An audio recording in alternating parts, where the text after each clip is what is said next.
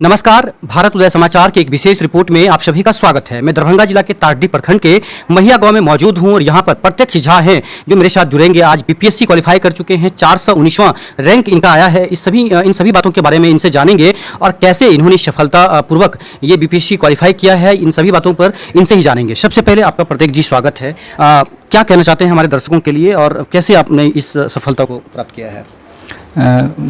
Thank you आपको। मैं यही कहना चाहूँगा कि इस बार मैंने बीपीएससी में 419वीं रैंक हासिल की है। कई सारी परेशानियाँ होती थी, लेकिन इसके बावजूद भी परेशानियाँ और चुनौती तो आती ही रहती है पढ़ाई के दौरान, तो उसको नज़रअंदाज करते हुए और एक संघर्षपूर्ण जीवन जो सभी छात्रों को रहता है, मेरा भी वही सामान्य जीवन रहा है। और उस चुनौती को जो जितनी भी बाधाएँ आती थी उसको आगे बढ़ाते हुए, परसिवरेंस को कायम करते हुए मैंने ये अपना पढ़ाई जारी रखा और फिर मैंने बीपीएससी में 419वीं रैंक हासिल किया है। सबसे बड़ी बात हम ये जानना चाह रहे हैं और कि आपका जो परिवार का जो बैकग्राउंड है, पापा क्या हैं, मम्मी क्या हैं, चाहे आप अपनी जो प्रारंभिक पढ़ाई है वो कहाँ से किए? और मैंने अपनी प्रारंभिक पढ़ाई अपने गांव में ही किया था। मेरे गांव जो सरकारी स्कूल है गांव का, वहीं पढ़ाई किया था। उसके बाद मैं जो बगल वाले गांव जो है ककोढ़ा, वहाँ पर मैंने प्राइवेट स्कूल में एडमिशन करवाया। वहाँ पर बस 2-3 क्लास तक पढ़ा। उसके बाद मैं चला गया दरभंगा में। वहाँ मेरी मौसी रहती थी, उनका बहुत ज़्यादा सपोर्ट मिला हम लोग को। फिर वहाँ पर मानस्थली पब्लिक स्कूल। क्या नाम है उनका? मेरी मौसी का नाम श्रीमती रंजू झा है और वहाँ पर उनसे बहुत ज़्यादा सपोर्ट मिला मुझे। उसके बाद मानस्थली पब्लिक स्कूल में मैंने 6ठी क्लास तक पढ़ा और उसके बाद 6ठी क्लास से 10वीं क्लास तक मैंने मैडोना इंग्लिश स्कूल में पढ़ा। मैडोना इंग्लिश स्कूल में 10th किया। उसके बाद मैं इंजीनियरिंग एंट्रेंस एग्ज़ाम की तैयारी करने के लिए बनारस चला गया।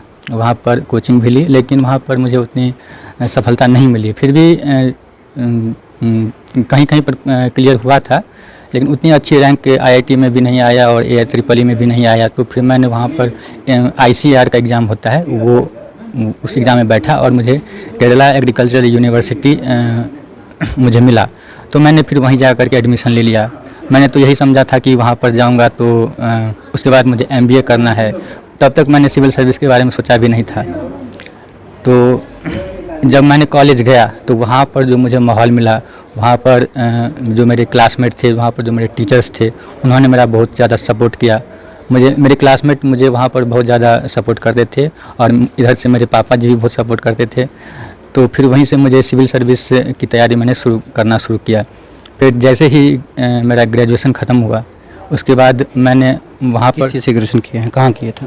मैं वहाँ पर केरला एग्रीकल्चर यूनिवर्सिटी के अंतर्गत college of corporation banking and management आती है, उसी में मैंने ग्रेजुएशन किया। उसके बाद उस कॉलेज से बैंकिंग सेक्टर की झुकाव ज़्यादा होती है, लोगों को MBA करते हैं ज़्यादा, लेकिन मैंने ये सब सेक्टर में जाने का नहीं सोचा। फिर मैंने वहाँ से डायरेक्ट सोचा कि मुझे अब सिविल सर्विस में ही जाना है। मैंने अपने सारे ऑप्शंस को ही क्लोज कर दिया था ताकि मुझे और किधर किसी दूसरे तरफ मेरा भटकाव ना हो। और मैंने एकनिष्ठ होकर के पूरा पढ़ाई किया। दिल्ली आकर के पढ़ाई किया। दिल्ली में भी बहुत सारी चुनौतियाँ थी। 2017 में मेरा ग्रेजुएशन ख़त्म हुआ। उसके बाद से ये 2021 आ चुका है। अब जाकर के रिज़ल्ट मिला। तो 4 साल बेहद संघर्षपूर्ण रहा। वहाँ पर एक छोटे से कमरे में रहना और खाना भी बनाना पड़ता था। अच्छा, खुद ही बनाते थे? जी, कभी कभी बाहर भी खाते थे और मेस में भी खाते थे, कभी कुक भी रख लेते थे। लेकिन कोरोना जब से आया तब से सब कुछ बंद हो गया। तो लगभग 1 साल और 1.5 साल मैंने खुद ही खाना बनाया। तो ये बनाना सीखा था आपने या मतलब मजबूरी ने सिखा दिया? फिर जब हम लोग जब दरभंगा में रहते थे, उस समय मेरे माता पिता तो गांव में ही रहते थे और हम लोग के साथ मैं, मेरे बड़े भैया और मेरी बहन रहती थी दरभंगा में। तो वहाँ भी मुझे कई बार खाना बनाने का मौका मिलता था, तो उसी समय मुझे खाना बनाने आ गया था। तो फिर मुझे बहुत दिन के बाद जब फिर से मौका मिला खाना बनाने का। कुछ जला था कि नहीं? कभी जब बनाए होंगे तो कुछ ऐसा याद होगा कि हाँ जल गया होगा, उसका चर्चा जीवन भर लोग करता है। हाँ, ऐसा कई बार होता है। खाना पकाते पकाते हाथ जल जाता है, कभी रोटी बनाते हाथ जल जाता है, तो ऐसा होता ही है। ये जो आपका अनुभव है, यही जब आप अधिकारी बन गए हैं, अभी CO का पोस्ट आपको शायद मिलेगा, अंचलाधिकारी आप बनने जा रहे हैं, तो जब आप जाएंगे सेक्टर में, पब्लिक सेक्टर में जाएंगे, तो यही सब एक्सपीरियंस आपका मतलब जी, जो हमने अभी तक सीखा है अपने जीवन से, जो भी संघर्ष किया है, और हम गांव में रहने वाले लोग हैं, भले ही हमने पढ़ाई बाहर किया है, हमने केरल तक देखा है जो कि एक डेवलप्ड स्टेट है, लेकिन मेरा लगाव हमेशा ही गांव की तरफ ही रहा है और यही वजह थी कि मैंने मैथिली ऑप्शनल भी रखा है। अच्छा, मैथिली से किए हैं? जी, मैंने मैथिली ऑप्शनल रखा, मुझे मैथिली से बहुत लगाव था, अभी भी है। ये मैं जानना चाहता हूँ प्रत्येक जी कि मैथिली भाषा जो है ये तो आपका भाषा है, और बीपीएससी करने का कहाँ से सोचे और ये कितना सपोर्ट मम्मी पापा का मिला, और मैथिली लेने के लिए किसी ने प्रेरित किया या खुद ही आप इस चीज़ को आप? जहाँ तक मैथिली भाषा की बात है तो जब मैं सिविल सर्विस की तरफ सोचने लगा उस समय मेरे मन में आया कि अब मैं ऑप्शनल क्या लूँ। तो एग्रीकल्चर यूनिवर्सिटी के अंतर्गत होने के नाते और college of corporation banking and management में मैं पढ़ता था, तो मेरे पास दो तीन ऑप्शन थे, एक एग्रीकल्चर रखना। तो मैंने सोचा कि जब मैथिली ऑप्शनल ऑलरेडी बीपीएससी और यूपीएससी में है तो मैं दूसरा सब्जेक्ट क्यों चुनूँ, क्यों ना मैं यही सब्जेक्ट चुनूँ जिससे मेरी मातृभाषा में एक तो मुझे लगाव पहले से था ही, और मुझे लगा कि जो भी मेरे मैथिली में जितने भी विद्वान हैं और कई सारे पुस्तकें, एक उत्कृष्ट पुस्तकें लिख कर के गए हैं, तो मुझे वो सब पढ़ने का एक मौका मिला। मैं यही सोच कर के ये लिखा, और मैंने एक टीचर से भी संपर्क किए थे, शेखर झा सर से, बाद में मैंने सुरेंद्र राउत सर से भी पढ़ा। तो शेखर झा सर मुझे बताए थे कि ये ऑप्शनल बहुत एक सिंपल भी है और इसमें ये स्कोरिंग सब्जेक्ट भी है, जो कि मुझे इस बार दिखा भी, ये स्कोरिंग सब्जेक्ट है। तो फ्यूचर में जो लोग सिविल सर्विस की एग्ज़ाम देना चाहते हैं और जो मिथिला क्षेत्र से हैं, उनसे मैं यही आग्रह करूंगा कि मैथिली भाषा अपना ऑप्शनल रखिए और इसमें बहुत अच्छे अंक आते हैं यदि आप अच्छे से इसमें एफर्ट लगाते हैं तो।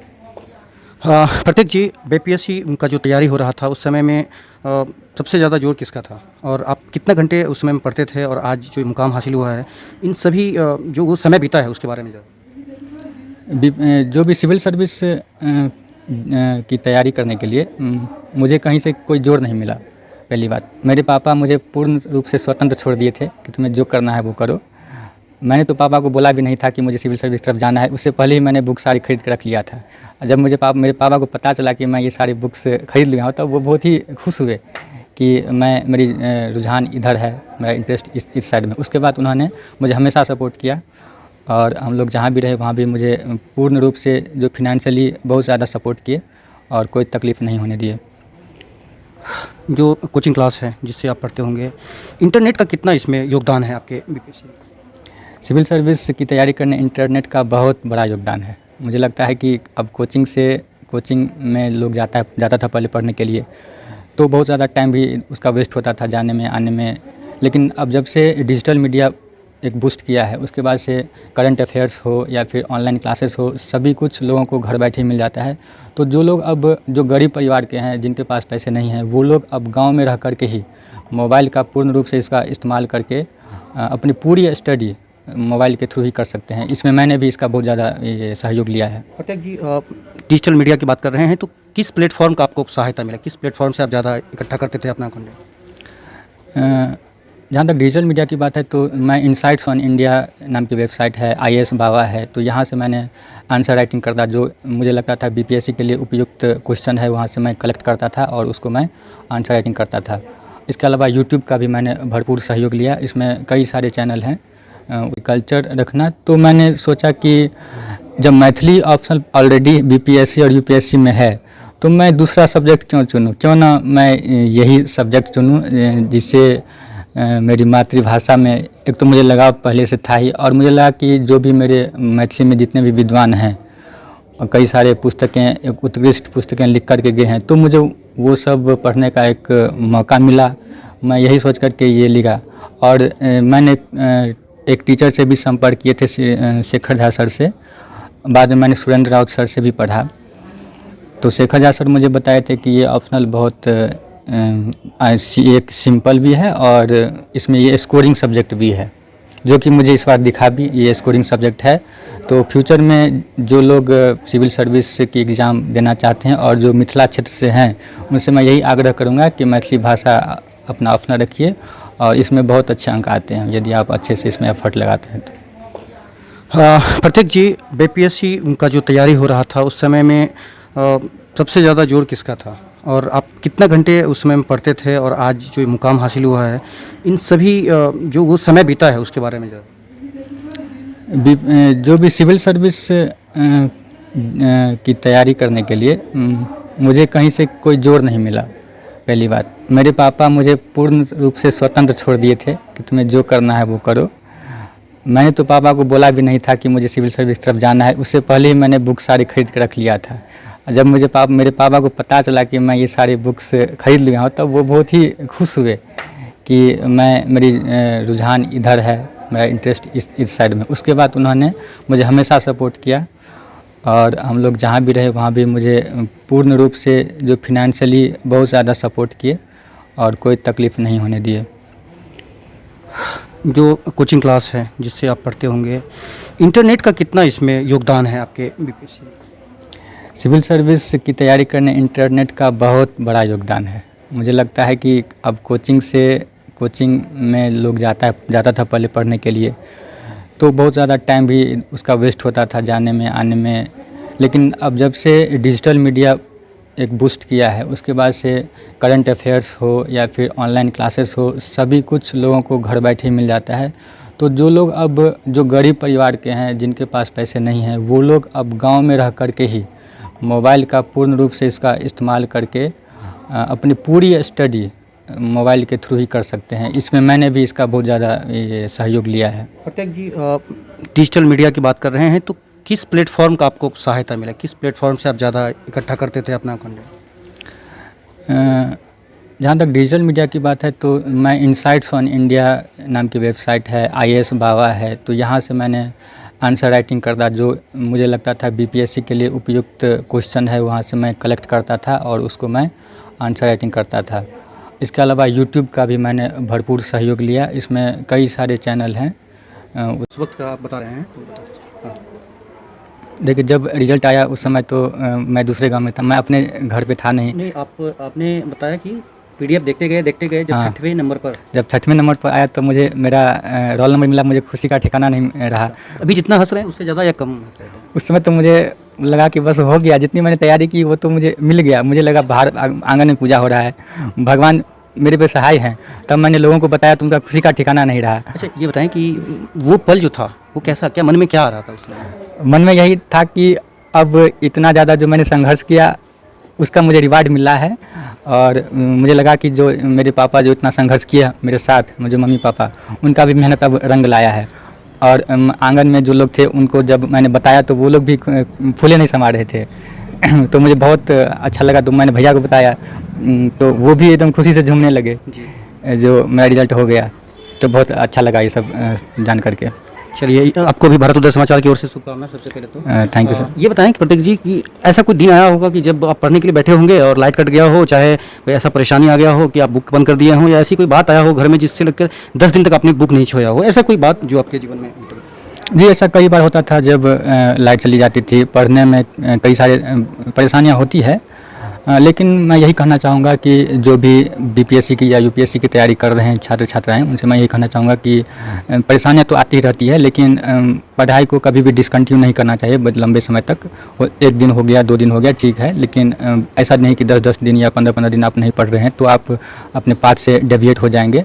तो मेरे लाइफ में भी कभी ऐसा नहीं हुआ, मैंने कभी भी 10 दिन का ब्रेक नहीं दिया अपने पढ़ाई में, रेगुलर कंटिन्यू रखा। और मुझे लगता है कंटिन्यूटी ही जो है सो एक सफलता की तरफ ले जाती है। फर्स्ट मैंने 63rd बीपीएससी भी क्लियर किया था, लेकिन वहाँ मैं इंटरव्यू तक नहीं पहुँच पाया। लेकिन 64th वाले में भगवान मेरी सुने और मेरा इस बार सिलेक्शन हुआ। प्रतीक जी, मैं ये जानना चाहता हूँ कि बहुत सारे ऐसे छात्र छात्राएं हैं जो बहुत दिनों से लगे हुए हैं, उनको नहीं हो पाता है, या आपकी तरफ से क्या संदेश, क्या सजेशन होना चाहिए इनसे? मैं यही कहना चाहूँगा कि देखिए, मुझे भी 4 साल वक्त इंतज़ार करना पड़ा है। तो जिन लोगों को 4 साल इससे अधिक का समय लग रहा है, उनसे मैं यही कहूँगा कि आप धैर्यपूर्वक अपनी पढ़ाई जारी रखें और देखें कि एग्ज़ाम का डिमांड क्या है। एग्ज़ाम के डिमांड से कभी भी डेविएट नहीं होना है। एग्ज़ाम में जो भी प्रीवियस ईयर्स क्वेश्चन आए हैं उनको आप पढ़ें, उनको आप सॉल्व करें, तो उससे क्या होता है, एक मोटिवेशन आती है और आप राइट ट्रैक पर होते हैं। तो जो लोग भी जिनको बहुत ज़्यादा समय हो गया है, वो लोग एक सही दिशा में और सही डेडिकेशन के साथ और धैर्यपूर्वक पढ़ें, तो मुझे लगता है कि सफलता जरूर मिलती है।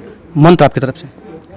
क्या करना चाहिए? मतलब लोग बैठे हुए हैं, पढ़ रहे हैं, कॉल पे कॉल आता रहता है कि क्या करना चाहिए? लोगों को समझ नहीं आता है। लोगों के हाथ में मोबाइल है, यूट्यूब है, सब कुछ सुविधा है, लेकिन फिर भी लोग क्या मंत्र क्या रहेगा आपका? हाँ, देखिए ये जो हाथ में लोगों को मोबाइल मिला है, ये एक इसका पॉजिटिव इम्पैक्ट भी पड़ता है और नेगेटिव भी है। तो जो लोग यूट्यूब में जो रैंडम वीडियो देख रहे होते हैं, जैसे आता है अपना क्लिक कर लिए देख लिए, तो ऐसे में क्या होता है, डेविएट हो जाते हैं लोग अपने पाथ पर से।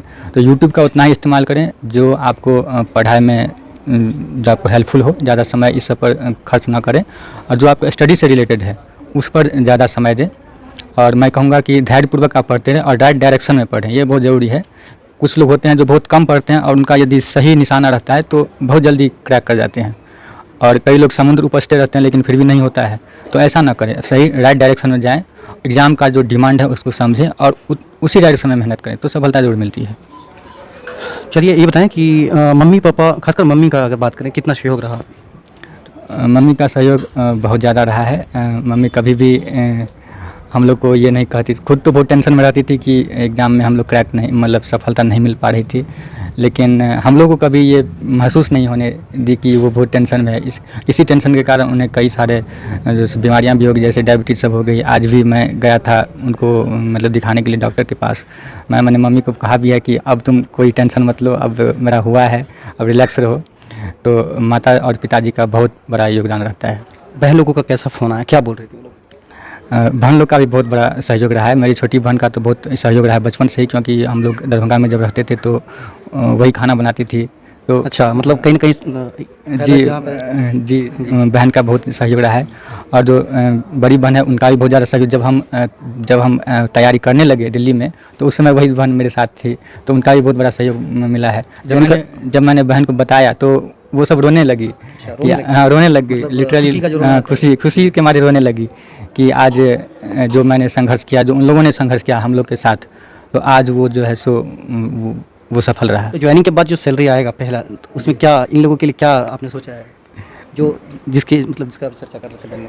जी, जो सैलरी आएगा वो तो वास्तव में उन्हीं लोग का है। मैं तो बस एक मुखड़ा हूँ, मैंने बस अपने थोड़ी सी मेहनत किया, लेकिन बाकी बैकग्राउंड पे वही लोग मेहनत कर रही थी। क्षेत्र में सभी जगहों पर आपका चर्चा हो रहा है और समाचार भी आपके नाम से बन रहा है, और सबसे बड़ी बात ये बता दें कि इसके बाद आप खुद को कैसा महसूस कर रहे हैं, क्या कहना है? जिस सफलता के बाद ये होता है, कई सारे समाचार पत्रों में भी मेरा निकला था। मुझे तो विश्वास ही नहीं होता कि मेरा नाम भी कभी पेपर में छपेगा।